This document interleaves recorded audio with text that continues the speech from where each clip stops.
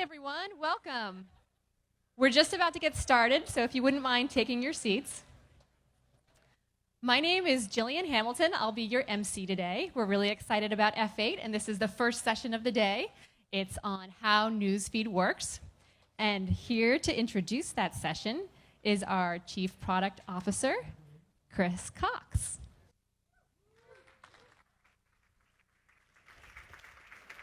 I wanted to say two quick things to introduce this session. The first is the demo we showed today is a pointer to a really rad experience that if you haven't felt it is one of those technologies that the first time you experience it is totally incredible and you know that you're looking at the future. The first time I experienced video in VR is this demo the team put together of a yurt in Mongolia. So you suddenly are in this zone with a woman who's cooking food and a little fire that's burning, and you can look around it and like turn your head sideways. The color's really nice. The movement is really, really nice. There's like shimmering light coming through the smoke. And it's one of those things where the minute you put it on, you're like, this is totally, totally rad. I don't know how long this is going to take, but when we get there, it's going to be a really cool way of capturing and sharing a moment or an experience and giving it to someone else so that they can be there with you, which we have really viewed as an arc that the Facebook platform has been on for a long time and that we wanted to be a part of creating. So one day, what we can imagine happening is even if you're not in a 3D thing, you can have a 2D screen and actually use your phone or your PC to move around that experience, which is what we wanted to give you guys a flavor of today, just so you can imagine your newsfeed in the future being full of these more immersive experiences, in addition to good old-fashioned text. The second thing, which is what we're going to talk about today, is this quest we're on to make newsfeed something that delivers to you all of the things that truly matter to you in a day and none of the stuff that you think is lame or boring or isn't important to you. And that means moving from things that look at what you like and comment and click on as the primary way we evaluate what people care about to something that is more human in the way we assess what truly matters to people.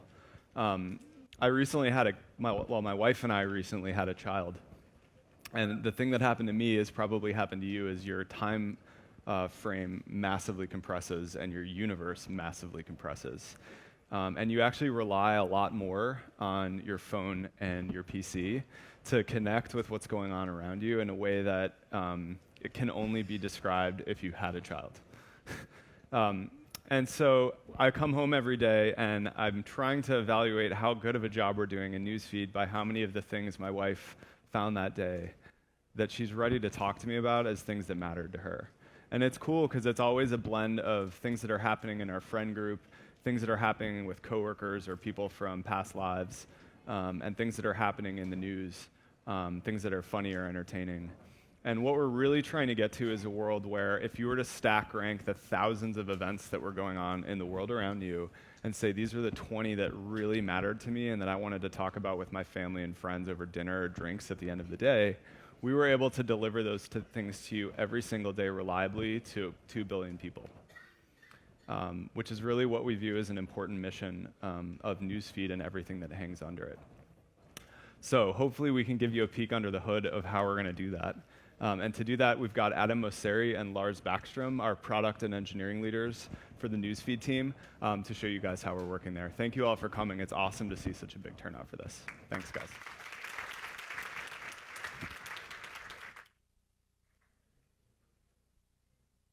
Hi, I'm Adam. I'm going to walk you through at a high level how Newsfeed works, and then I'm going to hand it over to Lars to go into some more details. As Chris said, our mission is to show you the content that matters to you. And most everything we do is in the name of this goal. And so as I walk through this, I just want you guys to remember that. Point of clarification, when we're talking about Newsfeed, we're talking about the center column on the desktop and the main tab on the mobile apps. Sometimes people think of Newsfeed as all of Facebook, etc. Today we're just talking about those stories in that center column and that first tab. Another quick thing, how do ads fit in? We're not going to talk about ads much today, but I wanted to quickly talk about how they integrate. Essentially, ads are a separate system, and there's 2 different concepts of stories. Sorry, I'm going to go back a second. There's stories that you see because you're friends with somebody or you follow a publisher, etc., and we call those organic stories. And then there's stories that are sponsored, and those are ads. And what we do is we insert sponsored stories every once in a while on newsfeed, not in lieu of a story you would see otherwise, but in addition to. If you have questions about ads, we can take them at the end. I'm actually not the ads expert, but I'll do the best I can and maybe defer you if I can't. So how does newsfeed work? First and foremost, it's important to remember that the most significant input into what you see are the people that you've decided to friend and the publishers, pages, and businesses that you've decided to follow. When you first sign up for Facebook, newsfeed is completely empty. And slowly but surely over time, you build up that experience into something that's personal and relevant to you. These are actually all people and brands that I actually follow. And so as a result, everyone's newsfeed is completely unique. Actually, you and Lars and I might actually have the same exact 300 friends. We don't, but if we did, we might actually have different feeds based on what newsfeed thinks is interesting. Maybe I interact with stuff from my sister a lot, and Lars isn't that interested in my sister's stuff, and so he doesn't, so it changes over time. So then the question is, how do we try and figure this out? How do we try to figure out what matters to you? And at a high level, there's three major buckets. The first is your relationship with the author of the post. So my sister actually goes to RISD. She's a furniture design student, and I tend to interact with her stuff a lot. And over time, Newsfeed notices that and starts to show her stuff higher up in Newsfeed. The second bucket is the type of content. I'm very photo heavy. I interact with photos a lot, and as a result, a lot of my Newsfeed is photos. So it noticed that over time and started to show me more and more photos. If I don't watch videos, and I actually don't watch a lot of video personally, Newsfeed will notice that and it'll actually show me less and less video over time as well. And then lastly, there's the post activity. So imagine there's two posts from the New York Times. One has thousands of likes and comments, and the other only has a dozen. We're going to infer that the former is more relevant than the latter and be more likely to show it in Newsfeed and show it higher up in Newsfeed. So this is all kind of abstract, so I thought it might be useful to go through a specific personal example. So this is actually a photo that my sister posted last October of my siblings and I. And it ranked very highly in my newsfeed for a few reasons. First, it's from my sister, and like I said, I interact with her stuff a lot. Second, it's a photo, and I'm very photo heavy. And lastly, it got tons of likes and comments from cousins and friends, etc. So as a result, Newsfeed showed this at the top that morning when I showed up. So how does this work in aggregate? So this is a hypothetical example. This is a link from a friend, a link from a page, a video from a family member, and a photo from a friend. And so let's say I showed up this morning at 9 a.m. and these were the 4 pieces of content available to me. Newsfeed would take a look at each piece of content and come up with a relevance score that's specific to me. So Lars might have the same link in his newsfeed with a very different score. And we take a look at how much do I tend to interact with stuff from that author, how much do I tend to interact with stuff of that type, how much activity there is around that post, and we come up with a relevance score. And then we order these posts by how relevant we think they are. The aim here is to make sure you don't miss anything that matters to you that's important to you. And after I scroll through Newsfeed, these things get locked into place.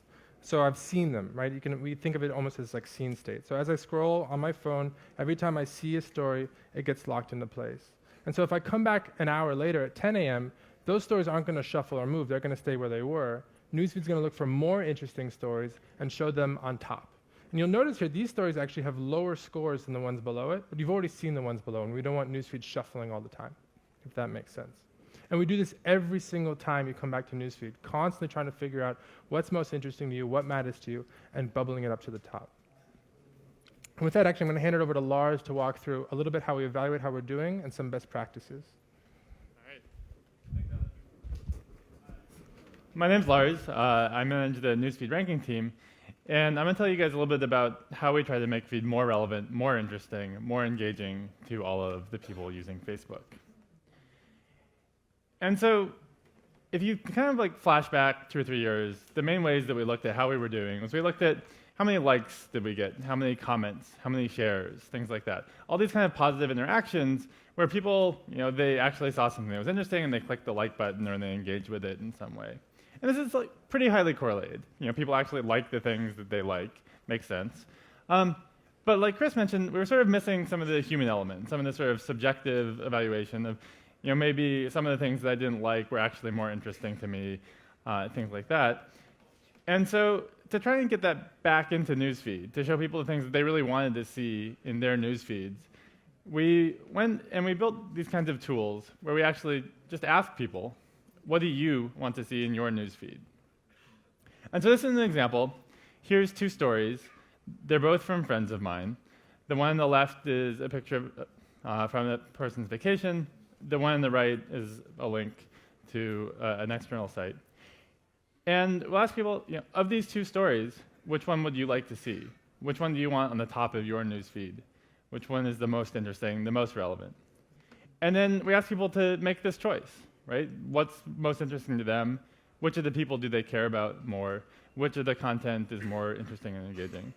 And in this case, pick the one on the left, right? That's the more interesting story to that person. And then what we do on my team is look at, did we get that right?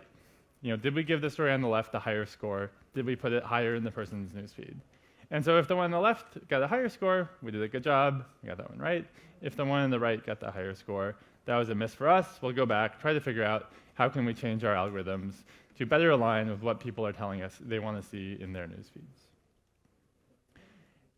And so over the last year or so, we've built up this large group of people, contractors, who what they do is go through all the stories that would appear in their newsfeed. So they're looking at the things that would actually show up if they were to load Facebook and scroll through, and they'll rate all of them. And these are people sort of from broad walks of life. We're trying to get a representative sample of people who are engaging with newsfeed in a variety of different ways. And the main thing that they do is tell us how much do they want to see each of those stories in their newsfeeds. So which ones are most relevant to them, which ones are from the people that they care about, which ones are about the topics that they're interested in, things like that. And so they'll go and they'll tell us, this story was a 5. This is something that I definitely wanted in my newsfeed. This is why I come to Facebook, is to see these stories. These are things from my close friends. They're about the topics that I really care about. It's relevant content in some way. And this is like the very top, sort of 1 or 2% of all stories. And at the other end of the spectrum, you have the 1-star stories, right? These are the things that people would actually prefer that we filter out, right? Like they would rather not see a 1-star story in their feed. It actually detracted from the experience.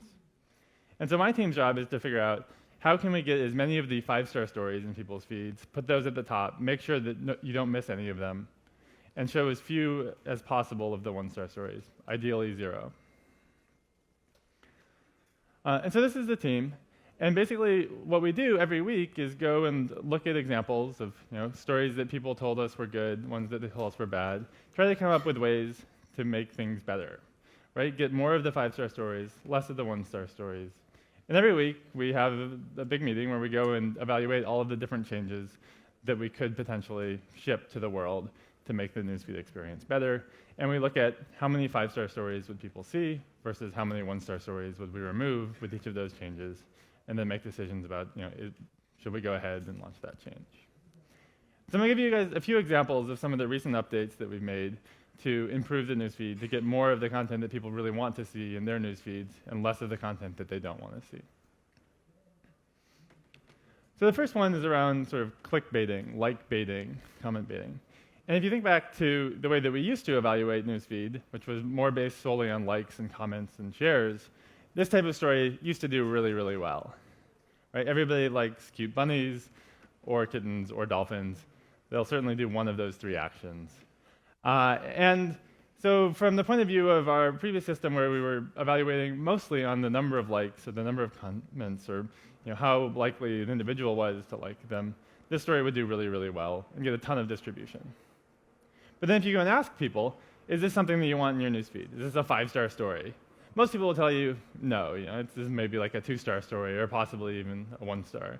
It's really not something that is interesting. It's not why they're coming to Facebook to see this type of content, even though they might have liked it or commented on it if they preferred dolphins over bunnies. And so with those sort of judgments, we're trying to align better with those types of signals rather than these things that were historically easier to measure. Another change that we made recently is around hoaxes. So we see these types of stories once in a while where if this was actually a real news story, this would definitely be a 5-star story for most people. Right? If this has actually happened, you would want that on the top of your newsfeed, absolutely. But when you go and ask people, is this what you want on your newsfeed? Well, at first glance, they'll maybe say, yeah, of course I want to know if there was Martians landing in New Jersey. But then if they go and do a little bit of sort of research, they'll find out that this is not true, and they'll tell you, no, that actually clearly detracted from my experience. This is a trick. I was fooled. And so we actually went and built into Facebook The ability for people to tell us, this story, even though it looked good at first glance, it's actually a false news story. This isn't something that I want. And by using that information and this signal from people using Facebook, we're able to remove this content, or at least show it further down. And this is generally a change that people have been happy with, and they're no longer tricked. It's always good. The third change I wanted to talk about was promotional content. So this is, again, you might be a fan of the Sheboygan Badgers. Maybe it's your favorite sports team. That doesn't necessarily mean you want to see this type of content in your newsfeed. And when we go and look at the rater data, so we look at what people are telling us about the content that's in their news feeds, even if they're fans of this page, they tell us they don't want to see this content, right? They would love to see the scores of the game, the highlight reels, things like that. This isn't why they're fans of that page. This isn't what appeals to the audience of the Badgers. And so this type of content will be getting less distribution because people are telling us it's not what they want to see. So those are just a few examples of the kinds of changes that we're making using this data that we're getting from people. And so we're going to continue to iterate and come up with more and more of these things where we'll go and look at what are the things that people are telling us, what are the things that they want to see in their newsfeed, and then our goal is to align our sort of ranking as best as we possibly can with what people are telling us is interesting and relevant to them. And so the next thing I want to talk about a little bit is how does this impact you? So as a publisher, how can you sort of align your content production with what your audience wants to see and get as much distribution, achieve your business objectives? And so the first thing is to sort of use all the data that's available to you. Use Page Insights, experiment, try and figure out what works with your audience. There's no sort of single magic bullet here. I can't sort of give you a recipe that go out and do this and you will be successful. But if you experiment and sort of run lots of different posts, see what works, what resonates with your audience, what gets the most reach, what gets the most engagement, things like that, you'll be able to kind of get to know your audience and find out what's working, what's not, and then do more of what's working. And so, well, there's no sort of single formula. A few things that we've seen that have worked for some of our publishers. So the first one is really think about your audience. So try and have a voice. Try to connect with the people who are connected to your page. And so in this example, Cosmopolitan is posting about a dad who dresses up as Elsa. And this is something that Cosmo has discovered sort of appeals to their audience. Right? It might not appeal to everybody in this room, but the people who are fans of Cosmo, who are following that page, this is the type of content that they want to see. And they're also sort of adding additional context. They're trying to be sort of clever and cute by saying, world's best dad equals heart. And this is resonating with their audience. They've experimented. They've found that this type of content works. Another thing that we've seen that works pretty well is provide context for the things that you're sharing. So in this case, The Atlantic is posting about this relatively complex sort of lander and what went wrong and some of the technical details. But they provided this extra context. You know exactly what you're going to get if you go and click on that article. You're going to read about how one of the most impressive feats in human engineering is currently stuck in a ditch, right? Something that sort of resonates with people, and also tells you exactly what you'll learn if you'll go and click through this article. And they found that by kind of giving people what they expect, in the long run, that's what works best. And then the third suggestion, this is newsfeed. People are coming not just to connect with their friends and family, but also to get the news. And by the news, I mean things that are happening right now. Nobody wants to see the news from yesterday. And so the faster that you can get your content out in front of people, and be the kind of first to press, hit the sort of trending wave, things like that, the better your content will do. And we see that, while there's a lot of different signals that we take into account for ranking, definitely people are telling us that they want to see things that are happening right now. They're really interested in what's happening in the world around them, connecting with whatever it is in a very timely fashion. And so in this example of Vanity Fair, I think it took them less than 30 minutes to turn this story around, where Elon Musk was announcing the new Tesla D. And by being sort of very quick, first to press, this video went trending. They did very well with this story. Lots of people watched their video. And so those are kind of like 3 suggestions that I encourage you guys to try. But the kind of overarching theme to all of this is you want to be building for the long term, trying to figure out what is it that's going to resonate with your audience. Don't try and trick people to get sort of the most reach, the most referral traffic that you can. But in the long run, what is it that your audience wants to see from your page? What is the type of content that's going to keep them coming back over and over again? And so a sort of anti-pattern that I've seen is things like this, where you'll see a page posting something like, you'll never guess who stirred up drama on the red carpet last night. And of course, everybody's going to click on this. It's going to be great for my referral traffic. I want to know what happened on the red carpet last night. But when I click through, I'll be very, very disappointed. I'll find out that last night the drama was that there was, in fact, no drama. And so this type of content where, at first blush, it might do very well. It might get lots of clicks. In the long run, the audience for that page is going to be very disappointed with this type of content. And we actually see this in the data that we get back from people. So when people go and tell us, is this a 1-star story or a 5-star story, they typically give this a relatively low rating, and they say things like this. They say, well, wrong-o, when I clicked on the story, the post was basically about nothing. So people really want to know what they're getting into, what is the content that they're going to find, and in the long run, that's what's going to work for you, is connecting with your audience, giving them what they want to see, what's most interesting, most relevant for them. So one question that we often get is, how often should I post? And there's no sort of one right answer to this. Like many of these things, you should experiment and see what works for you, what works for your audience. But we've seen that a lot of publishers are able to very successfully post quite often, so dozens of times a day.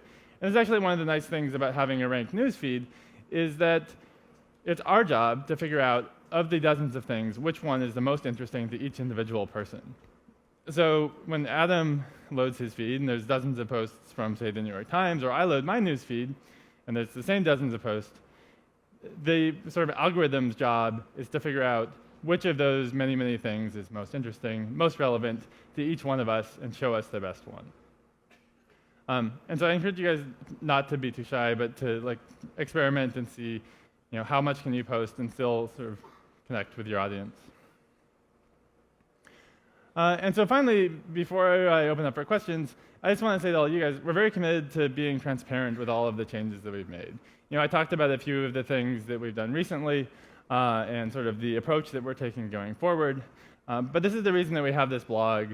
We're trying to be very proactive, tell you guys what are the changes that we're making, why are we doing them, and how are they making each and every person's newsfeed experience better, more interesting, and more relevant. And with that, thank you guys, and I'll open it up for questions.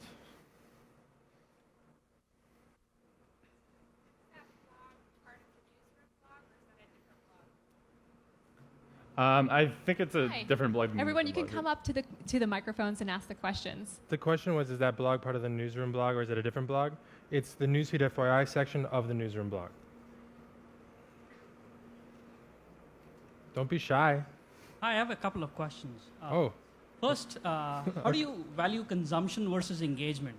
So clicking on a story versus liking and commenting on it. I mean, this is kind of one of the reasons that we wanted to have this Human Rater program, was because historically, we only really got the engagement signals. We could see what people liked, but if you didn't interact with the story in some way, we wouldn't know whether it was a positive experience for you or a negative experience. We didn't have that sort of information because you would read a status update and it would be either positive or negative, but we wouldn't know as Facebook, so we wouldn't be able to show you more of the positive ones and less of the negative ones.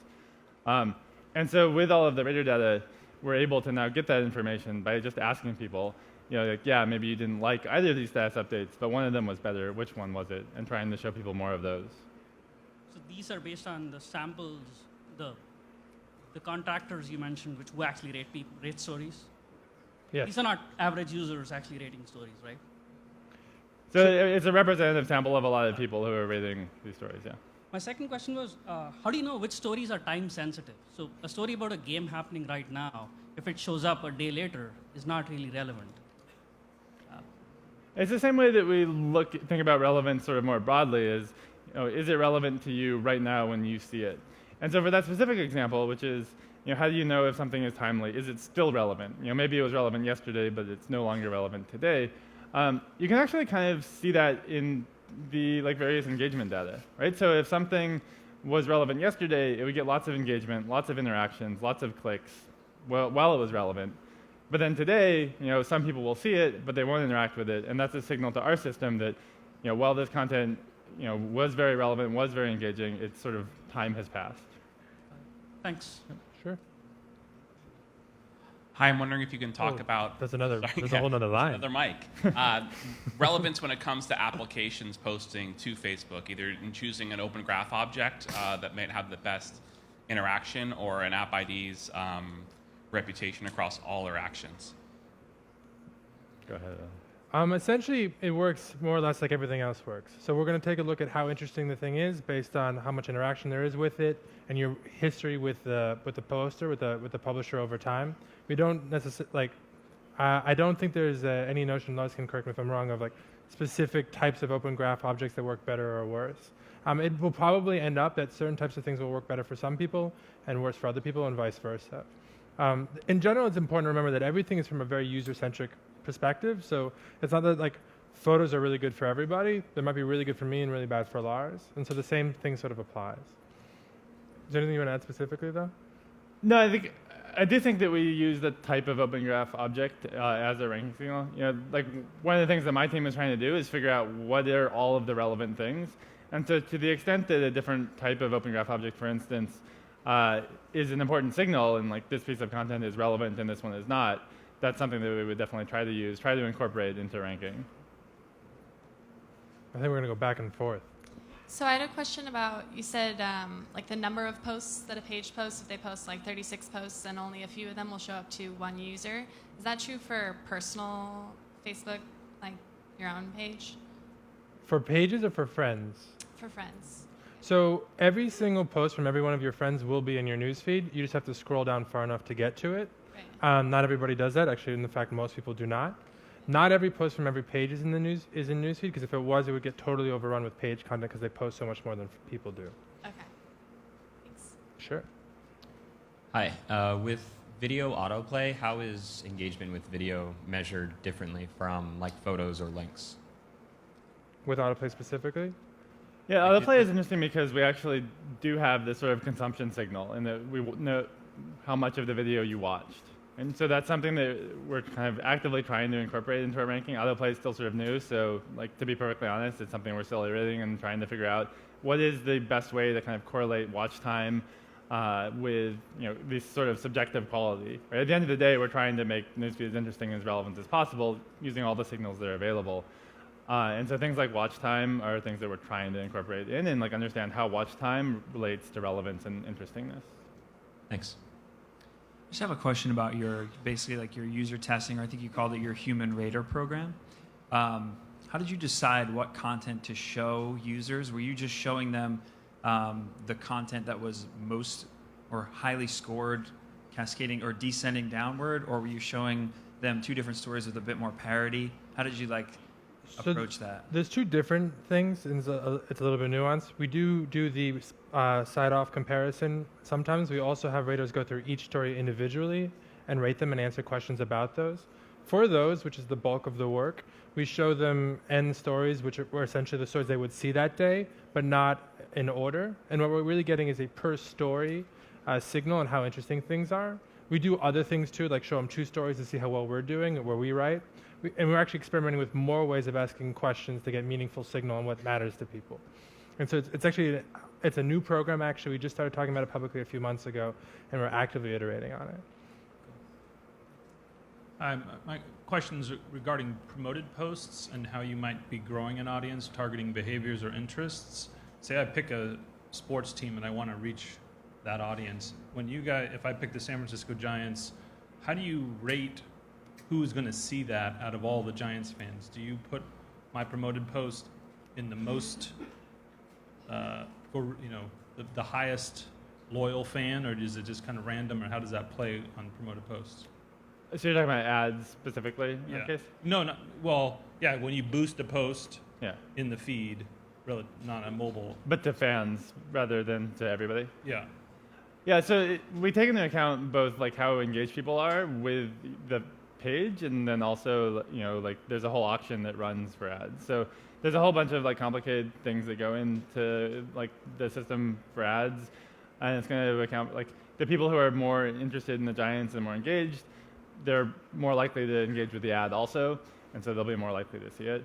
But there's a lot of other factors because, as an ad, you're competing with all of the other ads for that same person. Right. So even if they're not my existing fan, you will take their loyalty to the topic, the interest, or the behavior that I've chosen and rate them on that. So my ads should hit the top 10% or 20% of those people, in theory? Maybe? In theory, I think like in principle, yes, that's something that we would like to do aspirationally. I'm not sure the exact details of whether or not we like do what you're talking about though. Okay. Thank you. Hi. I have a question about the ranking. So, I'm from the Bahamas, so a decent portion of my friends are Bahamian, and but I also follow a lot of American content, whether it be like news source like TechCrunch or whatever like that. I want to know, do you guys take in consideration those people and users from different countries, and does the ranking and algorithm change, or is it just in general? So it's on an individual basis primarily, and so like you might find that in certain countries people interact with different types of content differently. We see that from time to time. We also take into account lots of things that are correlated or related to where you are. So network speed is an example. So in markets where network is much slower, that's one ranking signal. It's not actually that significant. So lots of little things. So over time, that can shape content slightly differently, but it's all trying to show you as an individual what's most interesting to you. But we do see some sort of correlations every once in a while. I'm trying to think of any good examples. I would say that the fact that you're from the Bahamas is, yes, slightly relevant to what content you would see, but the like much more important thing is what is the type of content that you have interacted with in the past. What are the people or the pages that you have tended to like either click on or like or comment on, or whatever types of other signals we can collect that help us to target things, or rank the content specifically for you. Those are the signals that are going to dominate the like entire country. Because I think the reality is like you're probably the fact that you're from the Bahamas is much less relevant to what you're interested in than other factors. Your job, your occupation, your background, all of these types of things. I did think of one example though where we saw something like a shift, which was during the World Cup in Brazil. We saw a ton of activity because that's where the World Cup was, and people were sharing and talking about it a lot. But in general, it's much more on an individual basis. And just one sidebar question. So as Facebook continues to grow, do you think geographical location would play a bigger role in terms of the content? We find that it's not that important relative to what you tend to be interested in. Because actually, Lars and I keep using this as comparisons, but it's actually true. We're very interested in different things, and we live in the same place and we work at the same place. Word. Okay, cool. Thank you. Sure. Are you able to shed some light on the behavior of the Graph API for newsfeed? Does it have that same time locking functionality where once you hit the API at a certain point, the new content shows up on top? So the thing to understand about how that works is it's on an individual basis. And so it actually has nothing to do with where the content came from. It just has to do with whether or not did you see that story on your phone or on your computer. And so it could be that you saw the story because it was published through the Open Graph API, or it could be that you saw that story because you followed Politico, or it could be because it was Lars's and you're friends with Lars. And actually has, and so wherever it came from, once you see it, it gets locked into place, so to speak. I think I meant more as a consumer of the Graph API. So if I were to hit the newsfeed Graph API, and you were going to pull someone's pull feed. stuff from the newsfeed as a developer. In that case, you'll just get the current state, basically. Yeah, I think it should be the same newsfeed. It's as if you were the user and you looked at newsfeed right then, you're just going to get the current state. So if they had stuff that was locked into place because they looked at it this morning at 9 a.m. and you pull it at 10 a.m., you'll just get whatever they would have gotten. Oh, okay. It should be the same as the user's experience. Hi. Do you guys use the location service to know if this post from this specific person is relevant to me? Because I've noticed that after seeing a person that I haven't seen for a while and we're both using Messenger, then the next day I'll definitely see his post on my newsfeed. So Sorry, I'm pausing because I'm trying to think of like the reality is there's like so many signals that go into all these rankings that it's like always a little hard for me to remember which ones matter and which ones we've just talked about and sort of like while having beers. So I think that like for that specific example, the super. We've talked about a lot of things. Yeah, we do talk a lot of things about beers. If the location is part of the post, like if you've elected to update your status or post photos that have location attached, then certainly we're going to use that as a ranking signal. Right? The fact that like you as the content producer, as the person who's sharing, you've attached that location, like absolutely fair game for ranking.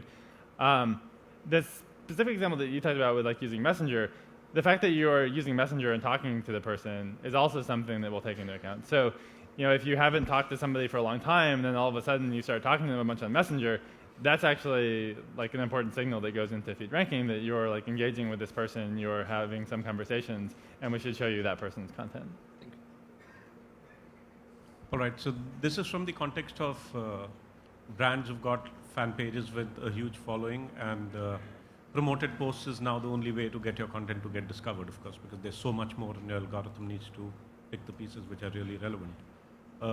Do promoted posts get treated like regular advertising? Because in the beginning of the session you spoke about advertising and newsfeed being very different, or is there some kind of a bump effect in case you promote and then the interaction rates are very good?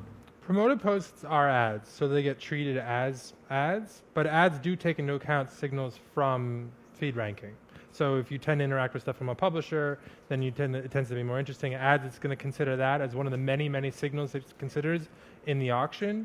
But again, the auction is much more complicated because it depends on, are you trying to reach Lars? Who else is trying to reach Lars at that moment? And then there's a lot more of sort of like, basically auction dynamics. So the systems talk to each other, but a promoted post is an ad. Yeah, but if there's good interaction there, the promoted post is also just a post, so it's also a newsfeed item. So there might be a lift there. So when you post, that post might have a lift, might not have a lift. It'll go to whoever seems to be interested in it. And when you promote it, you're essentially creating an ad as well. That's the same content, and that goes through the ad system. Thank you. Hi. So as a publisher, distributing our content through our page is very important, and equally important we found out is preventing any negative feedback. And so I was wondering if you guys could talk a bit more explicitly about what negative feedback to really watch out for. And I'll just give 2 examples. For example, the hide all percentage to us seems to affect the overall reach of the fan page for weeks. And I was wondering if there are any other factors that we should really look at. And additionally, you guys showed a Vanity Fair example with a link attached to a video post. And previously, we were told that photo posts with links, that's negative. And so I was wondering if you could respond to general negative feedback in terms of what to really look out for, and maybe those 2 examples. Sure. The first thing I'd say is most of what we do in ranking is look for reasons to show something. Right. How likely you are to like it, to comment on it, to spend time with it, etc. Yeah. And so there are negative signals, but most of what we try to do is look for positive signals. So I'll answer the question, but I do want to make sure people mostly focus on making sure things are totally, yeah, which we want to do, but great. Yeah. In terms of negative signals, there's a few things that I can talk about. One, you can hide, you can unfollow, etc. And if people are unfollowing your page because they see a bunch of content they're not interested in, that's certainly going to affect your reach because they're no longer eligible for your posts in the future. But is there anything other specific you want to? So just to comment on that, for example, if we've seen a hide all percentage for one post reach a certain threshold, we've seen our reach plummet for 1 to 4 weeks. So it sounds like what happened is you posted something that a bunch of people weren't that interested in. Yeah.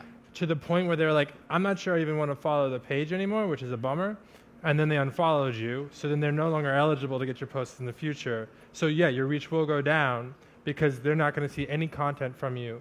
I'd say it would decrease by 50% when the total number of people hiding would have been 1%. I guess I'm just trying to figure out the things that we should definitely watch out for. You should. I'll try to answer it in a higher level way, and then you go into the details.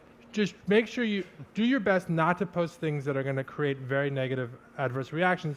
So they'll either hide it or unfollow you entirely, because that will definitely have second-order effects that will be difficult for you in terms of distribution. But you want to add something specific? I think you got it. Okay. Yeah. And for the link attached to a video post or a photo? It depends on your audience. So I think there are no hard and fast rules. There's no never post a link and a caption about a photo. Experiment, see what works with your audience, see what they find engaging. You look at per post the engagement you get, and then double down on what works and avoid what doesn't. Same thing with the negative. If you found a post where you got a bunch of hides or a bunch of unfollows, take a hard look at that. What was it about this content that like sparked a negative reaction compared to all of the other things you post? And try to avoid that. I really encourage experimentation. So does Lars. Hello? Hey, I just wanted to let you know we have about 5 more minutes left, so it'll take about 2 to 3 more questions. Sweet. Let's see how fast we can go. Oh my goodness. Hello. You just made it. I just made it. Thank goodness. You identified, I think, a question that a lot of publishers have, which is the timing and frequency and how often can I post. And in posting more often than you think you can, I also wonder about relevancy score and how if not all posts from a page are showing up in your followers' accounts, how do you balance the individual scoring of single posts with the overall performance of the page as a whole? So if I have individual posts that are scoring lower, does that take down the overall performance and reach that all of the posts from the page will have? And do I have to fear flooding the feed? And does that come back to haunt you in a negative way? Sure. I think you should be like a little bit cognizant of, sort of spamming your audience, and if you're posting like every minute, that's probably too often. On the other hand, it is kind of our job to figure out what is the most interesting things to each of your audience. And I think what we've seen from a lot of publishers is they're able to post pretty frequently. Their audience doesn't see every single post. The ones that don't make it, those don't hurt them in the long run. It's each incremental post is sort of adding less and less value. So when you post the 50th thing of the day, it's not going to get as much reach or as much distribution or add as much as the very first post.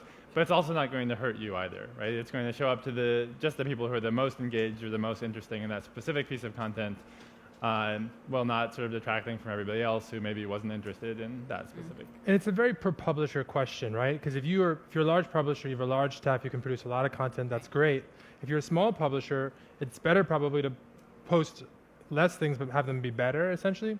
I think the rule of thumb is just don't post anything that you don't think is good. Post stuff that you're proud of as much as you can, and then to the degree where you'd have to compromise on that, then I would wait. Mm-hmm. Yeah. Thank you. Sure. I just wanted to ask a question about diversity. Are Sure. you doing any work in adding things that I'm not following and I'm not looking for, but is huge somewhere else? What sort of work are you doing on? Oh, so non-connected content, so from pages that you're not a fan of? Important somewhere else, but you think I should know about. Yeah, I mean, there's a few efforts going.